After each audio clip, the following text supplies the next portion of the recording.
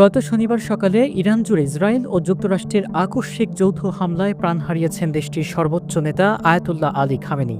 এই চাঞ্চল্যকর ঘটনার নেপথ্য সৌদি আরবের দ্বিমুখী ভূমিকার কথা ফাঁস করেছে রয়টার্স ও দ্য ওয়াশিংটন পোস্ট। শনিবার ভোরে তেহরান সহ গুরুত্বপূর্ণ শহরগুলোতে মুহুর্মুহু হামলা শুরু হয়। গোয়েন্দা তথ্যের ভিত্তিতে খামেনি যখন তার দুই উপদেষ্টা আলী লারিজানি ও আলী শামখানির সাথে গোপন বৈঠকে ছিলেন, ঠিক তখনই সেখানে নির্ভুল আঘাতে মার্কিন ইসরায়েলি বাহিনী আঘাত হানে। এতে খামেনি সহ শীর্ষস্থানীয় একাধিক কমান্ডার নিহত হন।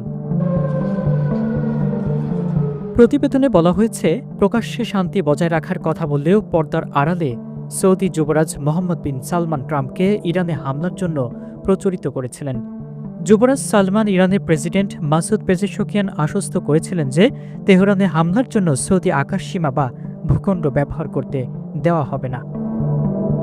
অথচ ট্রাম্পের সাথে ব্যক্তিগত আলাপচারিতায় যুবরাজ সতর্ক করেছিলেন যে ইরানকে দমনে এখন সামরিক শক্তি ব্যবহার না করলে ভবিষ্যতে তারা আরও বিপজ্জনক হয়ে উঠবে।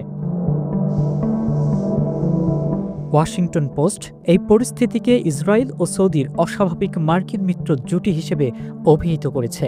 তাদের যৌথ চাপে উদ্বুদ্ধ হয়েই প্রেসিডেন্ট ট্রাম্প ইরানের শাসন ব্যবস্থা পরিবর্তনের লক্ষ্যে এই বিধ্বংসী অভিযান শুরু করেন। ট্রাম্প ঘোষণা দিয়েছেন, ইরানে বর্তমান সরকারের পতন না হওয়া পর্যন্ত এই হামলা চলবে। খামেনির মৃত্যুর মধ্য দিয়ে মধ্যপ্রাচ্যের রাজনীতিতে এক বিশাল শূন্যতা তৈরি হয়েছে। সৌদি আরবের এই গোপন অবস্থানকে ইরানের জন্য এক চরম বিশ্বাসঘাতকতা হিসেবে দেখা হচ্ছে।